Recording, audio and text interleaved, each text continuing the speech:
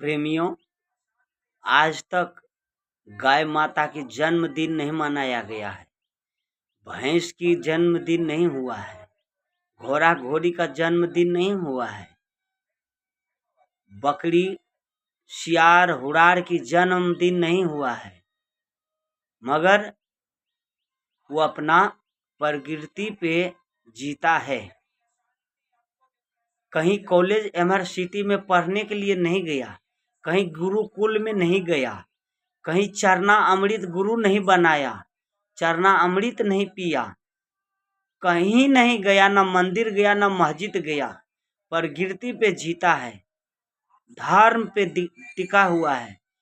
भैंस आज तक कई भैंसा के साथ नहीं भागा है, गाय किसी भैंसा के साथ नहीं भागा है, सियार कभी घुड़ार के साथ नहीं भागा है, शेर कभी कोई गधा के साथ नहीं भागा है, अब कोई गधा कोई कुत्ते के साथ नहीं भागा है, मगर मनुष्य बड़े बड़े यूनिवर्सिटी, बड़े बड़े कॉलेज, बड़े बड़े देश विदेश में पढ़ते हैं, पढ़ लिख करके भी ये अपना माता पिता को सेवा पूजन करने से इनकार करते हैं, वृद्ध आश्रम भेजते हैं। बड़े बड़े पढ़े लिखे पति पत्नी तलाक दे देते हैं, एक दूसरे को छोड़ करके दूसरे के साथ शादी कर लेते हैं। क्या ये धर्म सही है? क्या ये विचारधारा है मनुष्य की? मनुष्य बड़े बड़े सत्संग सुन करके, बड़े बड़े पढ़ लिख करके, विद्वान बन करके, फिर भी न तो ये अपना जाति में रुकते हैं, न अपना मजहब में रुकते हैं, न अपना घर की ख्याल करते हैं, न रिश्तेदार की ख्याल करते हैं, न समाज की ख्याल करते हैं, किसी का मान मर्यादा नहीं रखते हैं, जब मर्जी भाग जाते हैं, जब मर्जी कहीं चले जाते हैं। ये कौन सा धर्म है?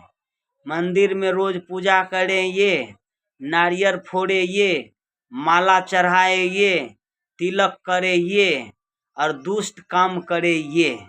आज तक गाय कुत्ता बिल्ली किसी के पास नहीं है ये साधना, जितने साधना मनुष्य के पास है, मगर ये सब जान बुझ करके भी मनुष्य दुष्ट बन चुका है।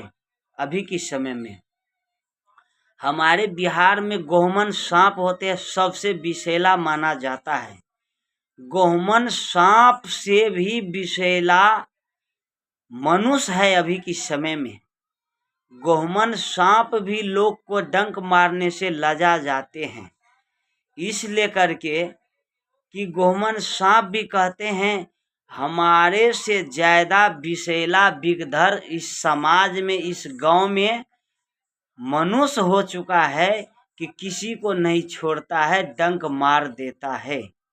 गोहमन सांप से भी खतरनाक है।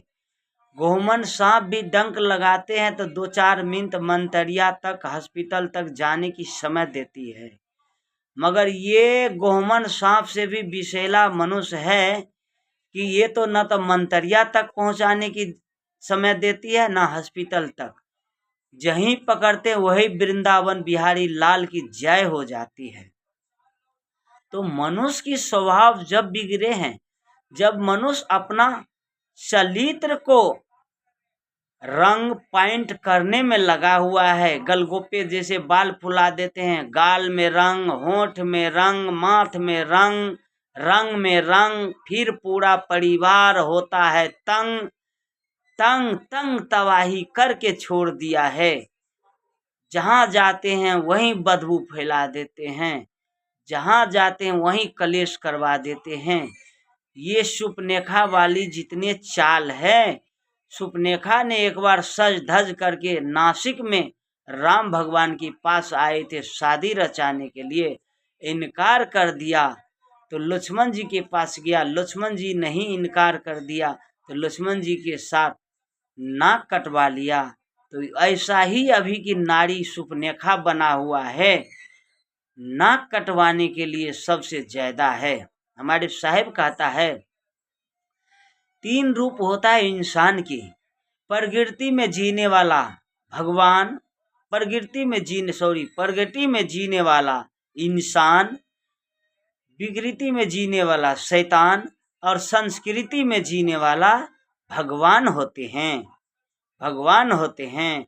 अगर ये माता पिता पे श्रद्धा होती तो आज वृंदावन में 100, 200, 98 माँ उस वृद्ध आश्रम में नहीं जाती। 2 2 लड़के हैं, किसी को 4 है, किसी को 5 है, मगर ये बच्चा संतान को जन्म दे करके भी ये लोग निपुत्र है। हम तो कहते हैं जिसको संतान है वो भी निपुत्र है, इसलिए करके क्योंकि माता पिता की कर्तव्य को पालन नहीं करते हैं, आज्ञा नहीं मानते हैं। साहिब बंदगी।